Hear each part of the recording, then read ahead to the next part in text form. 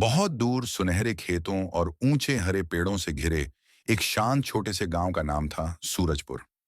वहां के लोग सादा जीवन जीते थे। खेती करते, पशु पालते और एक दूसरे की मदद करते। उसी गांव में रहता था एक बालक आरव, जो दयालु तो था, पर अनाथ और बहुत गरीब।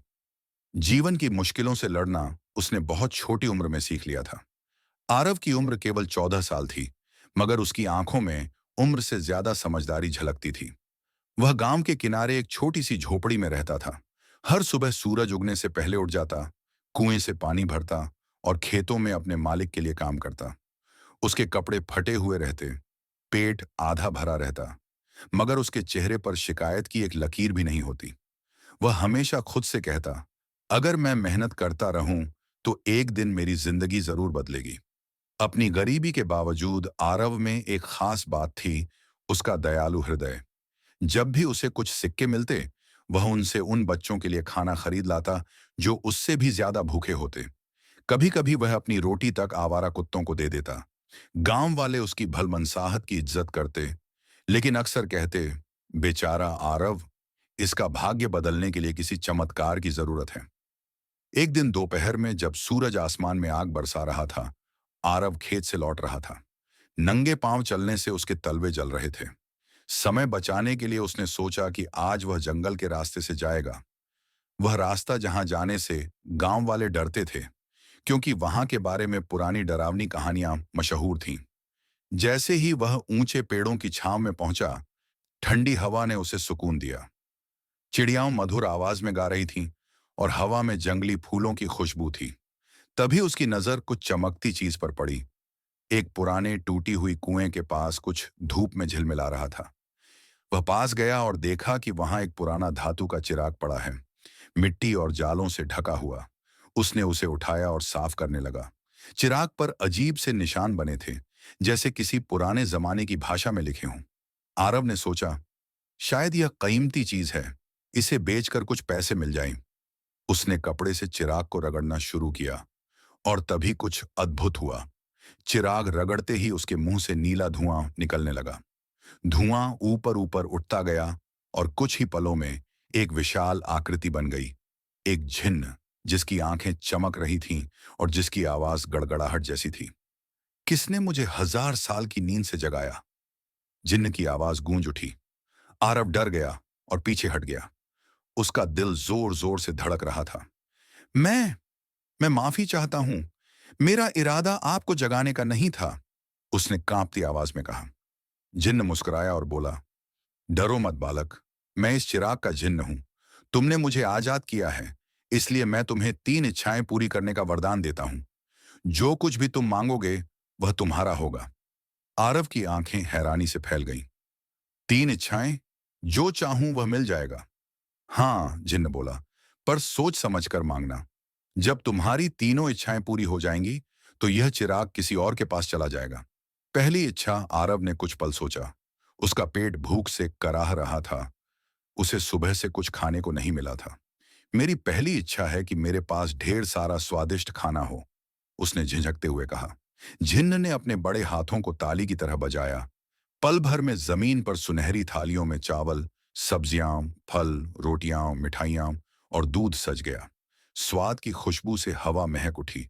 आरव की आंखों में चमक आ गई। उसने बैठकर खाना शुरू किया। हर निवाला जैसे स्वर्ग का स्वाद था। लेकिन पेट भरने के बाद जब उसने देखा कि कितना खाना बचा है, तो उसे अपने गांव के भूखे लोगों की याद आई। उसे अकेले खाने पर अपराध बोध हुआ। दूसरी इच्छा, वह जिन्न की ओर मुड़ा और बोला, जिन्न, मेरी दूसरी इच्छा है, मेरे गांव का कोई भी व्यक्ति भूखा ना रहे, हर किसी को भरपेट खाना मिले। जिन्न की आंखों में प्रसन्नता झलक उठी। यह तो बहुत नेक इच्छा है। उसने फिर से ताली बजाई। एक हल्की हवा पूरे गांव में चली। हर घर की खाली हांडियां अपने आप खाने से भर गईं। पकवानों की खुशबू चारों ओर फैल गई। बच्चे हंसने लगे, लोग खुशी से झूम उठे और सब भगवान को धन्यवाद देने लगे। शाम को जब आरव गांव लौटा तो चारों ओर उत्सव जैसा माहौल था। उसकी दोस्त मीरा दौड़ती हुई आई। आरव, तुम यकीन नहीं करोगे, हर घर में खाना अपने आप आ गया।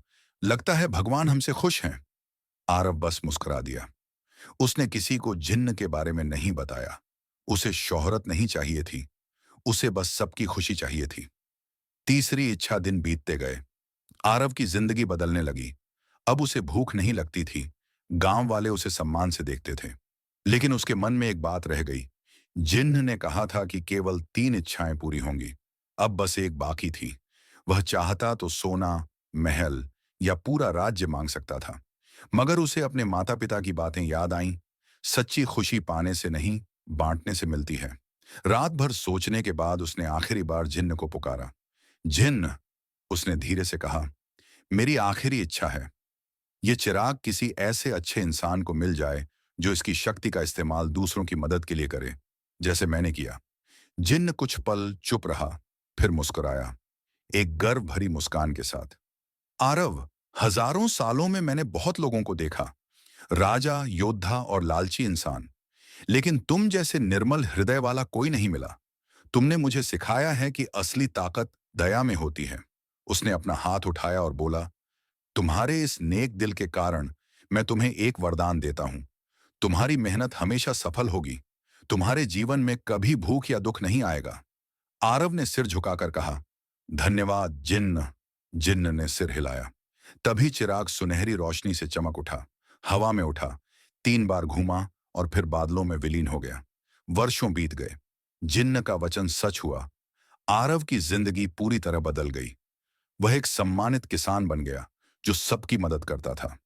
उसने अपनी कमाई से गांव में गरीब बच्चों के लिए एक स्कूल बनवाया ताकि कोई भी बच्चा अनपढ़ न रहे। आसपास के गांवों के लोग सलाह लेने उसके पास आते। वे कहते, आरव, तुम जरूर भगवान के आशीर्वाद से धन्य हो। वह मुस्कुराकर जवाब देता, शायद, लेकिन मैं मानता हूं कि किस्मत उसी की बदलती है जो दूसरों की मदद करता है। एक दिन एक बूढ़ा यात्री सूरजपुर आया।